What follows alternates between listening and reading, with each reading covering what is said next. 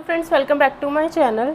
आपके जो भी एनवीएस एलिजिबिलिटी क्राइटेरिया से रिलेटेड डाउट्स हैं, एनवीएस टीजीटी एग्ज़ाम प्लेलिस्ट में जाकर के आप देखो, वहाँ पर बहुत सारी वीडियोस हैं जिनसे आपका डाउट जो भी है वो क्लियर हो जाएगा। ठीक है, क्योंकि हर एक इंसान का डाउट लेकर के फिर उसको रिप्लाई करना, आधी बात मुझे कुछ समझ आएगी, आधी बात आपको कुछ और समझ आएगी। इससे बेटर आप वीडियो देखो, खुद देखो कि आपका आप क्राइटेरिया को फॉलो करते हो या नहीं करते हो। ठीक है, नेक्स्ट क्वेश्चन देखते हैं। a plus B pi by 4 है, 1 प्लस 10 है, 1 प्लस 10b की वैल्यू 2 होती है और ये एनवीएस में क्वेश्चन आया हुआ है, टीजीटी 1999। ठीक है, और एनवीएस टीजीटी में 2019 में क्वेश्चन आया हुआ था ये क्वेश्चन। तो क्या करते हैं, इसमें a प्लस बी अगर पाई बाय 4 दे रखा है, दोनों साइड 10 अप्लाई कर दो। जैसे ही 10 अप्लाई करोगे वैसे तो इसे डायरेक्ट याद करके रखते हैं। ठीक है, एसएससी वाले जो स्टूडेंट्स होते हैं उसे डायरेक्ट याद कर लेते हैं और ये क्वेश्चन वहाँ भी पूछे जाते हैं। ठीक है, अब यहाँ पर 10a plus 10b upon 1 minus 10a 10b, इसका फॉर्मूला अप्लाई कर दिया, इक्वल टू पाई बाय 4 पे 10 की वैल्यू 1 होती है, इसकी इंटू इधर कर दी। ठीक है, अब दोनों साइड में प्लस वन कर देंगे और इस पोर्शन को हम लेफ्ट हैंड साइड में लेके आ जाते हैं।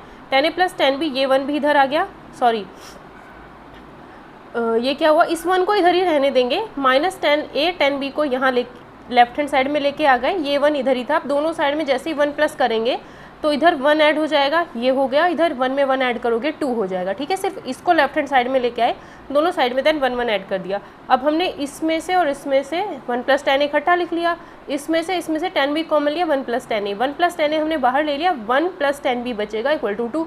यही चीज़ हमसे पूछ रखी थी, तो ये हो गया हमारा इसका आंसर डी ऑप्शन। इसे तो डायरेक्ट याद रखते हैं एसएससी वाले स्टूडेंट्स। नेक्स्ट क्वेश्चन देखते हैं 34 क्वेश्चन। इसमें क्या है, कॉट इनवर्स, इसकी वैल्यू हमें बतानी है। तो हम क्या करते हैं, हमें पता होता है, देखो √1 माइनस साइन एक्स और √1 प्लस साइन एक्स, इन दोनों की वैल्यू देख लेते हैं क्या होती है। तो √1 माइनस साइन एक्स हम क्या कर सकते हैं, साइन एक्स को लिख सकते हैं। ये थोड़ा सा आइडिया लगाना पड़ता है कि अगर x है यहाँ पर तो साइन 2 थीटा का फॉर्मूला क्या होता है, 2 साइन थीटा कॉस थीटा, ये होता है। तो अब हम क्या करेंगे, यहाँ पर जैसे कि आप देख सकते हो साइन एक्स है, ठीक है, तो अगर यहाँ पर डबल है तो इधर सिंगल सिंगल लिखना है। अगर यहाँ पर x लिखोगे तो इधर आधा आधा लिखना है, मतलब इधर 2 थीटा है तो इधर आधा आधा कर दो। अगर यहाँ पर x लिखोगे तो x/2 कर देना है।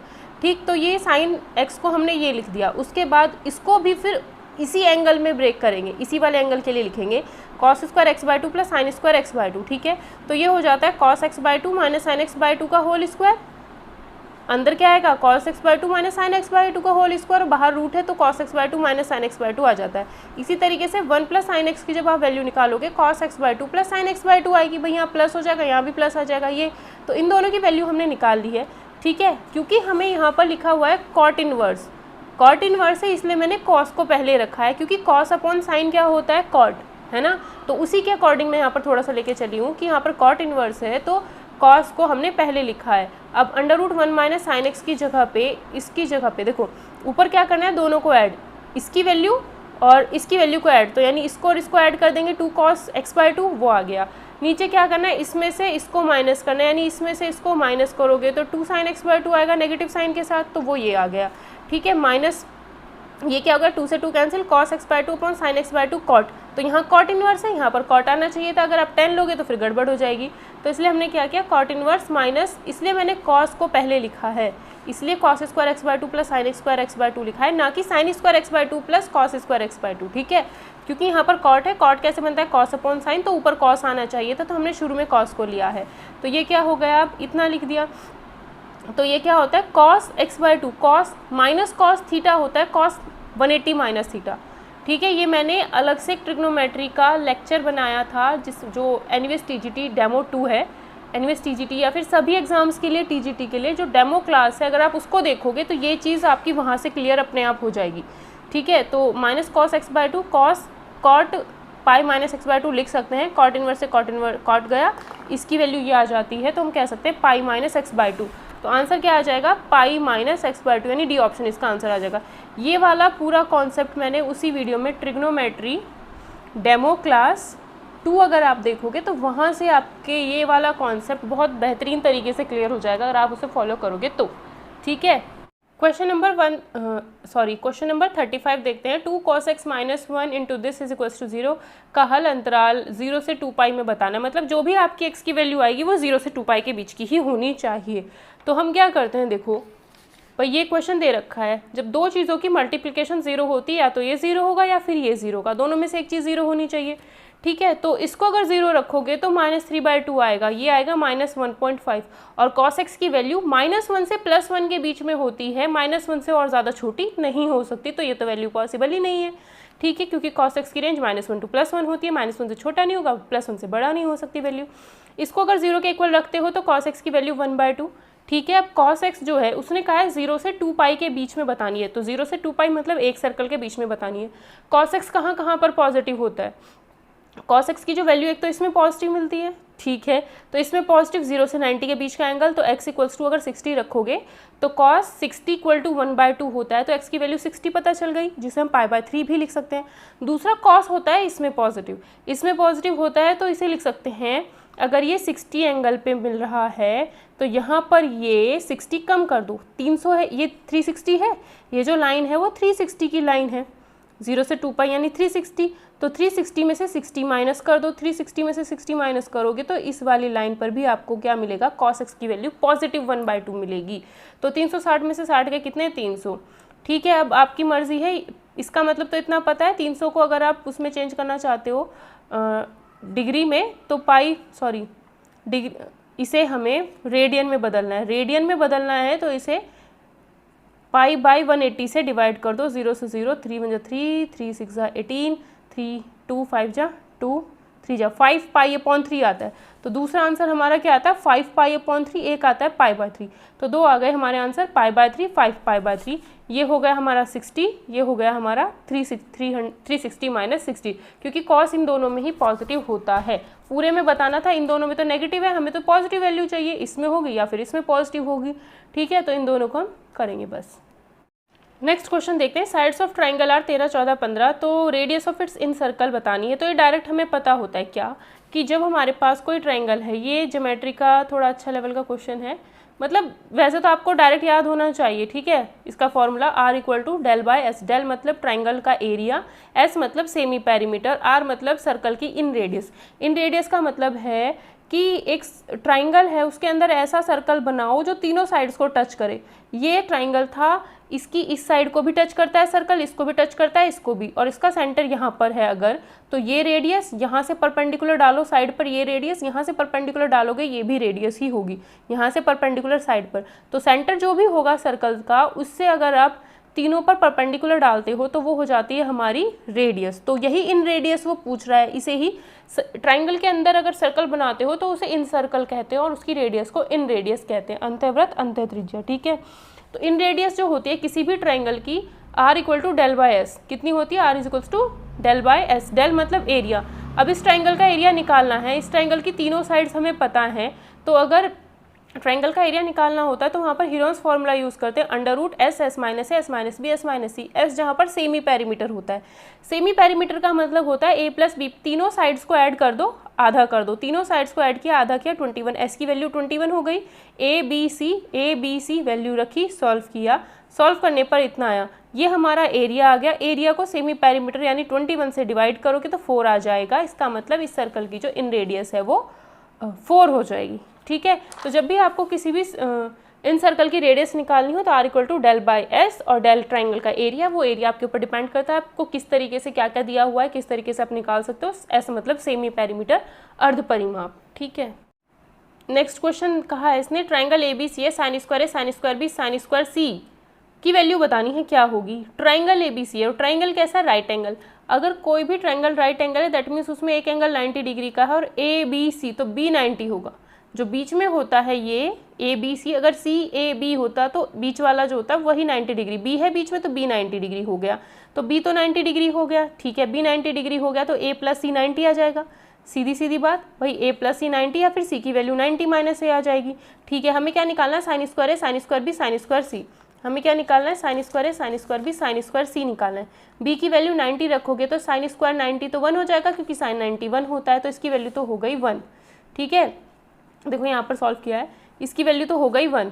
ठीक, मैं यहाँ पे लिख देती हूँ, इसका sine square A plus sine square B की वैल्यू 90 रखते ही, और साइन स्क्वायर C सी की वैल्यू 90 माइनस ए रख दो, तो सी को मैंने रख दिया 90 माइनस ए, सॉल्व करके बता देती हूँ थोड़ा सा, ठीक है। सी को मैंने क्या रख दिया 90 माइनस ए और साइन स्क्वायर ए, ये हो जाएगा मेरा साइन 90 माइनस ए कितना होता है cos A, sign 90 minus A cos A, तो स्क्वायर है तो square, sine square plus cos square कितना हो जाता है, ये प्लस ये 1 होता है और ये 1 तो कितना हो जाएगा 2 हो जाएगा, तो ये कितना आ गया sine square plus cos square 1 और ये 1 2, तो आंसर हो जाएगा हमारा इसका 2 आंसर होगा, यानी नन ऑफ दीज, ठीक है। नेक्स्ट क्वेश्चन देखते हैं। नेक्स्ट क्वेश्चन में हमें इन्होंने कहा है कि general value of theta satisfying this equation. General value का मतलब क्या होता है, जनरल वैल्यू जो लिखी हुई होगी वो इन टर्म्स ऑफ एन लिखी होती है, मतलब उसमें एन लिखा हुआ आपको दिख जाएगा, और अगर आप प्रिंसिपल वैल्यू निकालोगे तो वो 0 से 2 पाई यानी 0 से 360 के बीच की कोई भी वैल्यू होगी, 0 भी हो सकती है 360 भी हो सकती है, 0 से 360 के बीच की जो भी वैल्यू होती है वो प्रिंसिपल वैल्यू, एन के फॉर्म में अगर लिखा हुआ हो, एन की टर्म्स में अगर लिखा हुआ हो तो जनरल वैल्यू होती है, ठीक है। तो इसने कहा इसकी जनरल वैल्यू बताओ, थीटा की जनरल वैल्यू क्या आती है, मतलब इन टर्म्स ऑफ एन बताना है, तो हम इन टर्म्स ऑफ एन ना बता करके 0 से 2 पाई के बीच में देख लेते हैं क्या होगी। तो हमने क्या किया, पहले तो हम इसको क्वाड्रेटिक इक्वेशन को सॉल्व करते हैं। Sine square minus 3 sine square ये दे रखी है क्वाड्रेटिक, साइन थीटा को x मान लो तो ये क्वाड्रेटिक बन गई, सिंपल सॉल्व करना है, 2x स्क्वायर माइनस 4x ये आपको सॉल्व करनी आती होगी। तो जैसे हम इसके फैक्टर करेंगे ये 2 फैक्टर बन जाएंगे, x की वैल्यू 2 और x की वैल्यू इतनी, x क्या है हमारा साइन थीटा को हमने x माना था, साइन थीटा की वैल्यू कभी भी 2 नहीं हो सकती क्योंकि साइन थीटा की वैल्यू -1 to +1 ही होती है। और यहाँ से देखते हैं साइन की वैल्यू -1/2, तो ये तो पॉसिबल ही नहीं है, ये चीज़ पॉसिबल है ओनली, अगर ये पॉसिबल है तो साइन थीटा की वैल्यू -1/2 मिल रही है, और साइन थीटा जो होता है वो माइनस एक तो इस क्वाड्रेंट में होता है, एक इस क्वाड्रेंट में होता है माइनस, ठीक है।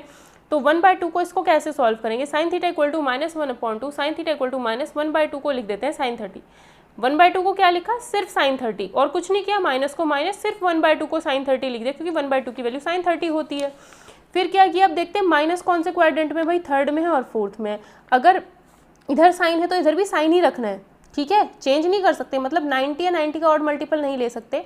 ये 90 का ऑड मल्टीपल वाला concept NVS TGT demo class 2 अगर आप देखोगे वहाँ पे आपको कंप्लीट समझ आ जाएगा क्या चीज़ ये है, ठीक है। तो अब यहाँ पर हम कह सकते हैं कि क्या बोलेंगे इसको, इधर साइन है तो इधर भी साइन ही हमें रखना है, ठीक है। तो साइन थीटा इधर चल ही रहा है तो साइन 30, ठीक है, माइनस किस में होगा, इसमें, तो अगर हम कहते हैं माइनस साइन 30 तो यहाँ पर साइन है तो इधर साइन ही रखेंगे, और यहाँ पर ये लाइन किसकी है 180 भी तो चेंज होता ही नहीं है, 180 + 30 करना पड़ेगा। अब इसे चेक करके देख लो क्योंकि इस क्वाड्रेंट में जाना है तो ऐड करना पड़ेगा, जो ये एंगल है वही ऐड कर दो।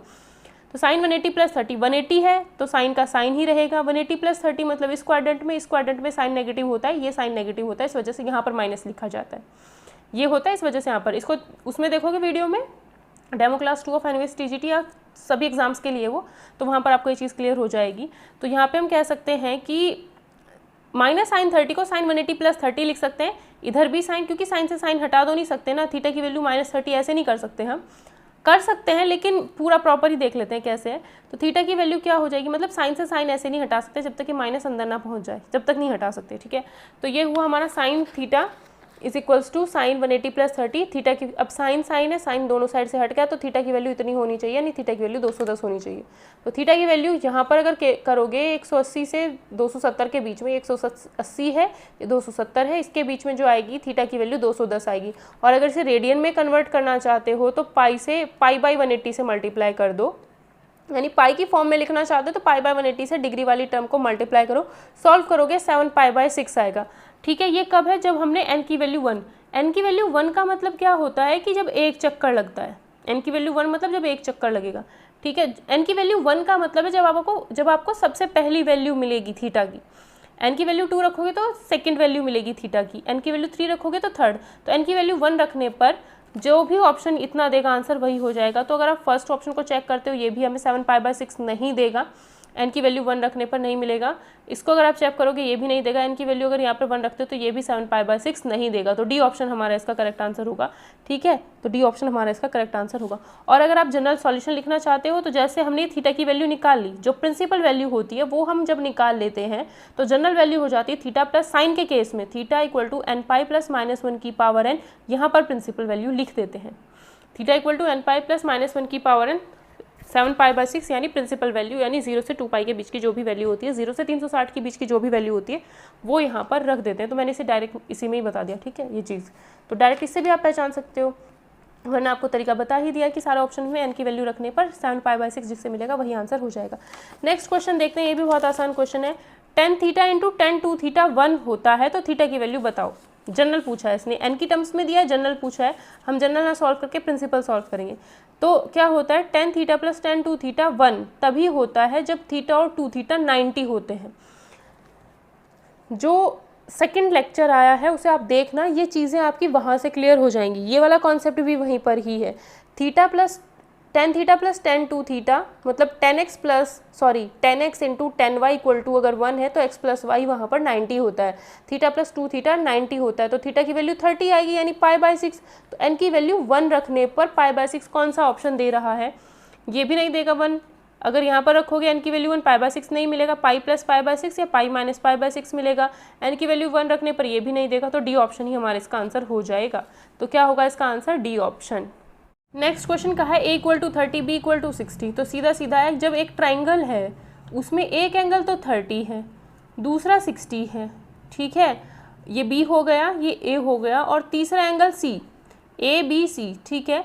ABC का रेशो बताना है, a के सामने वाली साइड a होती है, c के सामने वाली साइड c लिखी जाती है, b के सामने वाली स्मॉल b लिखी जाती है, ऐसे होता है। अगर ये 30 है, ये 60 है, तो ये तो 90 ही होगा। तो इसने कहा है ABC का रेशो बताओ। तो थीटा की 30 के सामने हमेशा 1 रेशो आता है, 60 के सामने हमेशा √3 आता है, 90 के सामने हमेशा 2। ABC का क्या हो जाएगा, 1 √3 2, तो 1 √3 2 ए आंसर हो जाएगा। इसमें यही करते हैं भाई, 30 के सामने 1, 60, एक ही ट्राइंगल के अंदर 30 के सामने 1, 60 के सामने √3, 30 सबसे छोटा है तो उसके सामने सबसे छोटा 1 आया, 60 थोड़ा सा बड़ा है तो ये √3 आ गया यानी 1.732, और 90 सबसे बड़ा है तो उसके सामने वाली साइड 2 सबसे बड़ी हो जाएगी। तो बस ये a की वैल्यू 1, b की वैल्यू √3, c की वैल्यू 2, तो ये रेशो हो जाता है। जब भी किसी भी ट्राइंगल में 30, 90, 60 ऐसे एंगल हो तो आपको ये ध्यान रखना है 30 के सामने 1, 60 के सामने √3, 90 के सामने 2 होता है, ठीक है। वीडियो पसंद आए प्लीज़ ज़्यादा से ज़्यादा शेयर ज़रूर कर देना। नेक्स्ट क्वेश्चन देखते हैं, त्रिभुज की भुजाएं यानी एक ट्राइंगल की जो साइड्स दे रखी हैं 5, 12, 13 दे रखी हैं। तो 5, 12, 13 एक ट्रिपलेट होता है, 5, 12, 13 ट्रिपलेट होता है ये, ठीक है। तो 5, 12, 13 जो होगा वो हाइपोटेन्यूस होगा या फिर कर्ण होगा, जो सबसे बड़ी साइड होती है। ये दोनों आपस में कुछ भी हो सकते हैं, हमारी मर्जी है।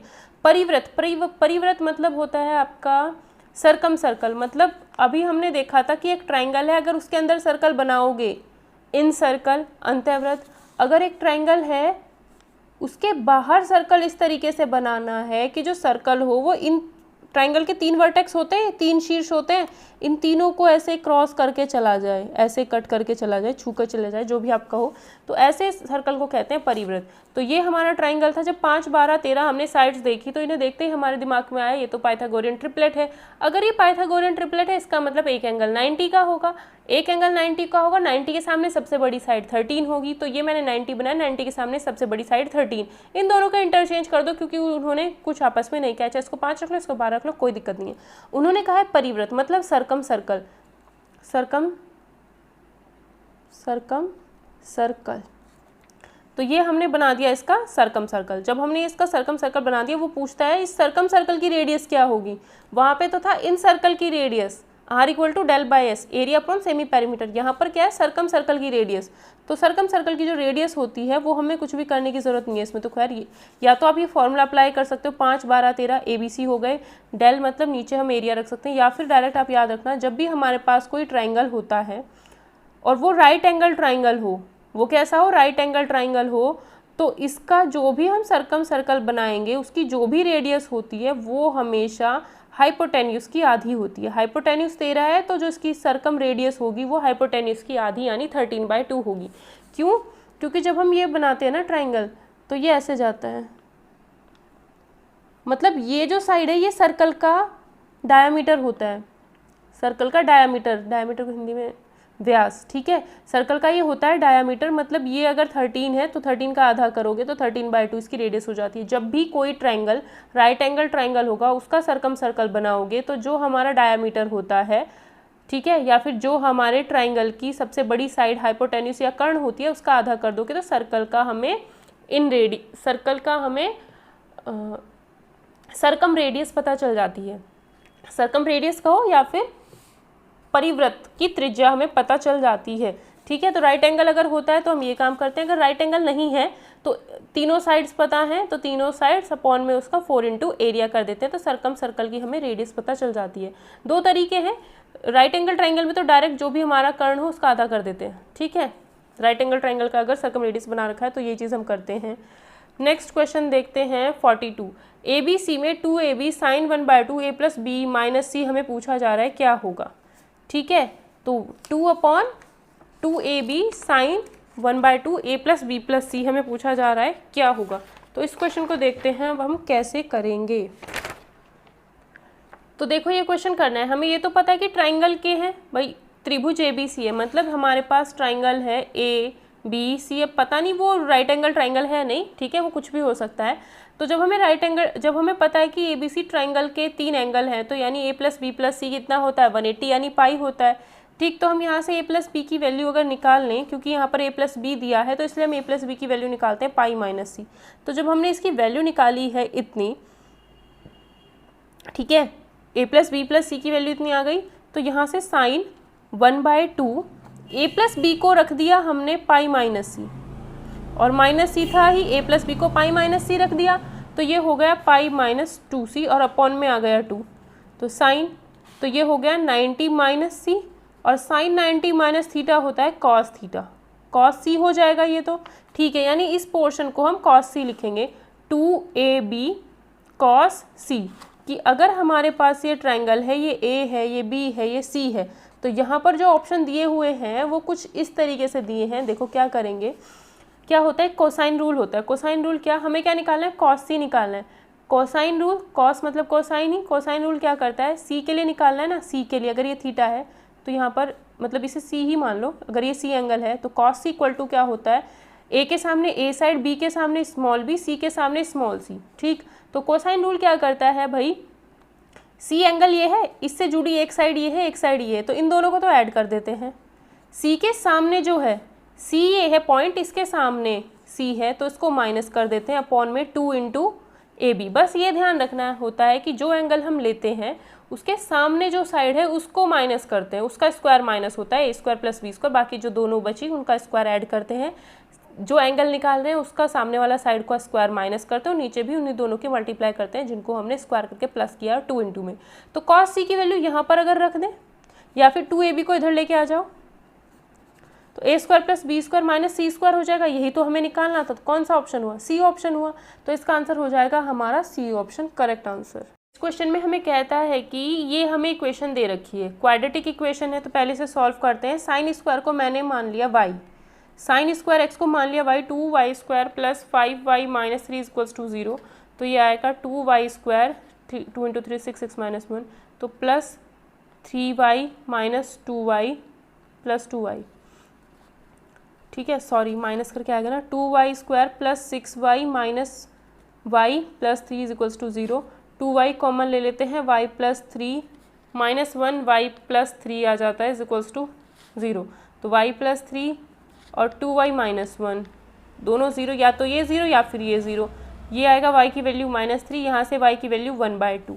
अब y की वैल्यू -3 नहीं हो सकती क्योंकि y तो हमारा साइन x है, और साइन x की जो वैल्यू है -1 से छोटी नहीं हो सकती है, तो ये गलत, -1 और प्लस 1 के बीच में ही होती है, तो y की वैल्यू इतनी है, यानी साइन x की जो वैल्यू है 1/2 आई। और साइन x 1/2 कब देता है, जब x की वैल्यू क्या होती है 30, साइन 30 की वैल्यू 1/2 होती है। ठीक है, उसके बाद हम क्या करेंगे, देखो यहाँ पर देख लो, इसने कहा है 0 से 3 पाई के बीच में, 0 से 3 पाई के बीच में, 0 से 3 पाई के बीच में 1 पाई, 2 पाई, 3 पाई। ठीक, तो मतलब इस बीच में देखना है हमें सिर्फ एंगल। तो जब हम 30 देखते हैं, साइन एक्स पॉजिटिव कब है, जब हम यहाँ पे आते हैं, तो 30 यहाँ मिल गया, पहली वैल्यू तो मिल गई, इसमें पॉजिटिव होता है, इसमें पॉजिटिव होता है, तो एक बार 30 यहाँ मिलेगा, तो 180, क्योंकि हमें साइन का साइन ही रखना है, तो इस वाली लाइन को लेना है, तो 180 में से 30 माइनस करोगे तो 120 आएगा। एक तो 30 आ गई वैल्यू, एक 120 आ जाएगी। ठीक, एक तो इधर से 30 इसी लाइन से लो, क्योंकि हमें साइन का साइन ही रखना है, ये कितना आएगा 120। उसके बाद हम क्या करेंगे भाई, इन दोनों में पॉजिटिव, जब हम यहाँ से यहाँ तक चलेंगे तो हमें कोई वैल्यू नहीं मिलेगी क्योंकि साइन एक्स इन दोनों में नेगेटिव होता है। जब हम इसमें आएंगे तो ये तो 360 होता है, 360 में फिर से 30 ऐड कर दो, 390, मतलब नेक्स्ट वैल्यू 390। अब 390 है और जैसे हम हमारे पास ये कितना हुआ 360, और आप देख सकते हो ये 30 हमने ऐड किया तो वापस इसी लाइन पे आए 390। अब चाहे तो इसमें आप 90 ऐड कर दो, या फिर ये 360 था तो इसमें 90 ऐड कर, ये 180 ऐड करोगे तो कितना हो जाएगा 360 प्लस 180 करोगे, ये 360 की लाइन ये हो गई 540, 360 में 180 ऐड कर दिया तो इस लाइन पर आ गए 540। 540 में से 30 माइनस कर दो तो इस पर पहुंच जाओगे, 540 में से 30 माइनस करके तो 510, तो ये 4 वैल्यूज़ हमें मिल जाती है। तो उसने पूछा था कितनी वैल्यूज़ पॉसिबल हो सकती हैं, 4 वैल्यूज़ पॉसिबल हो सकती हैं। हमें बस यही निकालना था। होता क्या है, ये चीज़ अगर ना समझ आई हो तो ये है भाई, सबसे पहली वैल्यू हमें साइन एक्स जो है वो 1/2 मिला, तो 1/2 मतलब 30 डिग्री। एक्स की वैल्यू जब 30 रखते हैं तो यानी फर्स्ट में साइन एक्स पॉजिटिव, एक इसमें होता है एक इसमें, ठीक। सेकेंड लेक्चर अगर आप देखोगे ना ट्रिग्नोमेट्री का तो आपको बहुत सारी चीज़ें वहीं से क्लियर हो जाएंगी, ये वाले जो कॉन्सेप्ट हैं। तो साइन एक्स पॉजिटिव इसमें और इसमें तो 30, तो फिर हम क्या करते हैं, हमें साइन एक्स का साइन एक्स ही रखना है ना, तो इसका जस्ट इधर बना दो मिरर इमेज, बीच में मिरर रखो, इधर इमेज बनाओ, तो जब इसकी मिरर इमेज बनाओगे इधर बनेगी। तो यानी 180 में से 30 माइनस कर दो तो 180 में से अगर 30 माइनस करोगे तो ये 150 मिलेगा। कितना मिलेगा 150, ना कि 120, सॉरी उसके लिए, ठीक है। अब हमें क्या करना है, एक पाई दूसरा पाई, इन दोनों में तो नेगेटिव होता है, ये तो ले ही नहीं सकते क्योंकि नेगेटिव। फिर हम इसमें आते हैं तो फिर इसी लाइन पर मिलेगा, जब भी घूम के आओगे इसी लाइन पे मिलेगा। ये हो जाता है 360 प्लस 30 390, ठीक। और जब आप 360 में 180 ऐड करो तो 540 में से 30 माइनस करोगे 510, तो बस यहाँ तक ही आना था, एक चक्कर काट के दोबारा यहाँ तक आना था। तो हमारे पास 1 2 3 4 वैल्यूज़ मिलती है, ये 150 हो जाएगा, सॉरी 120 गलती से बोला गया। तो 4 वैल्यूज़ हमारे पास हो जाती हैं, तो 4 इसका करेक्ट आंसर हो जाएगा, ठीक है। नेक्स्ट क्वेश्चन देखते हैं ना, ट्राइंगल ABC, इसकी वैल्यू हमें बतानी। फिर से यही ऐसे ही वाला क्वेश्चन है, ये थोड़ा सा चेंज है। यहाँ पर A + B - C था, यहाँ पर A - B + C, यहाँ पर A + C दिया है, A + C दिया है। तो हमें पता है अगर किसी ट्राइंगल में है हम तो A + B + C पाई होता है, A + C कितना हो जाएगा पाई - B, तो A + C को पाई - B लिखते हैं, ठीक है। तो ये हो जाएगा साइन 1/2 पाई - B, सेम काम वही है, साइन 1/2 पाई - 2B, और 1/2 दोनों में अंदर मल्टीप्लाई करोगे साइन π/2 यानी 90 - B, साइन 90 - थीटा होता है कॉस थीटा, तो कॉस B यानी 2AC कॉस B की वैल्यू बतानी है। तो 2AC cos B की वैल्यू बतानी है। अभी मैंने बताया था कि अगर ये ट्राइंगल है, A ये है, B ये है, C है, तो A के सामने साइड A, B के सामने B, C के सामने C होती है। cos B निकालना है इस एंगल के लिए, तो इसके सामने B पड़ता है, बस उसको माइनस कर दो, बाकी A और C बचे, इनको प्लस करो, और नीचे इन्हीं दोनों का मल्टीप्लाई लिखा जाता है, ये C है, ठीक है। जिनको ऐड करते हैं उनका मल्टीप्लाई 2AC, इससे कैंसिल हो गया, A² + C² - B²। तो आप देख सकते हो कहाँ पर है, A² + C², ये रहा, और -B², ठीक है। तो B ऑप्शन इसका आंसर होगा। क्वेश्चन देखते हैं, इन्होंने कहा है साइड्स ऑफ ट्राइंगल 15 20 25, तो 15 20 25, ये मान लिया 15, ये मान लिया 20, ये मान लिया 25। मैंने राइट एंगल क्यों बनाया, क्योंकि मुझे पता है ये फिर से ट्रिपलेट पर बेस्ड है। कैसे, 3 4 5, अगर 5 से काटते हो तो तीनों का रेशो यही आएगा, 5 × 15 3 आ गया, 5 × 20 5 × 25, तो फिर से 3 4 5 आ गया। इसका मतलब ये फिर से ट्रिपलेट है। अगर ये ट्रिपलेट दे रखा है, एक ये होता है, एक 8 15 17 होता है, एक 5 12 13 होता है, एक 9 40 41 होता है, ये बहुत सारे ट्रिपलेट्स होते हैं, ट्रिक होते हैं, ठीक है। ये हमें लर्न होने चाहिए बहुत सारे। एक वीडियो में मैंने सीटेट वाली वीडियो है, शायद मैं उसे कम्युनिटी टैब पर पोस्ट कर दूँगी, ठीक है। कम्युनिटी टैब अगर आप देखोगे तो मैं वहाँ पर उस वीडियो को पोस्ट कर दूँगी, वहाँ से आपको सारे के सारे ट्रिपलेट का कॉन्सेप्ट है वो सारी चीज़ें आपको वहाँ पर पता चल जाएंगी, ठीक है। तो अगर आप इसमें अगर किसी नंबर से 1 2 3 4 जो भी आप चाहो उससे मल्टीप्लाई करोगे तो नया ट्रिपलेट मिलेगा। इसमें आप 2 से मल्टीप्लाई कर दो पूरे में तो नया ट्रिपलेट मिलता है। तो यहाँ पर क्या कर रखा है, इसी में ही 5 से मल्टीप्लाई कर रखी है तो नया ट्रिपलेट मिला हुआ है, ठीक है। तो कहा है साइड्स ऑफ ट्राइंगल तो ये हैं, ठीक।